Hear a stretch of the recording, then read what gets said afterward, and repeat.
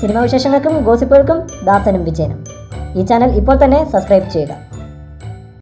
പ്രതിഫലത്തിൽ മോഹൻലാലിനെ മമ്മൂട്ടിയെയും പിന്നിലാക്കി നിവിൻ പോളി ഒന്നാമത്. നമുക്കറിയാം, മലയാളത്തിൽ കൂടുതൽ പ്രതിഫലം വാങ്ങുന്നത് സൂപ്പർ താരങ്ങൾ തന്നെയാണ്. 3 കോടി മുതൽ 4 കോടി വരെയാണ് മോഹൻലാലിൻ്റെ പ്രതിഫലം. 2,25,00,000 രൂപ മുതൽ 3 കോടി വരെയാണ് മമ്മൂട്ടി ഒരു ചിത്രത്തിനായി വാങ്ങുന്നത്.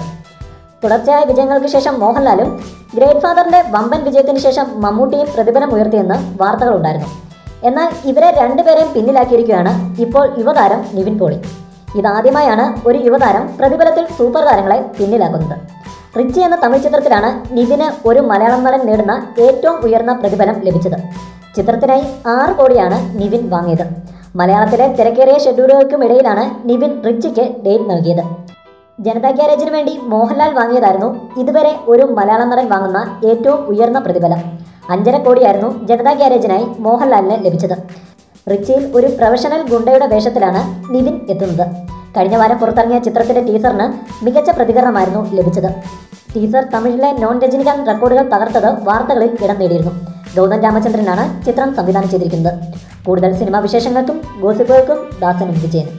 ഈ ചാനൽ ഇപ്പോൾ തന്നെ സബ്സ്ക്രൈബ് ചെയ്യുക. വീഡിയോ ഇഷ്ടപ്പെട്ടെങ്കിൽ like, share, comment. Thank you.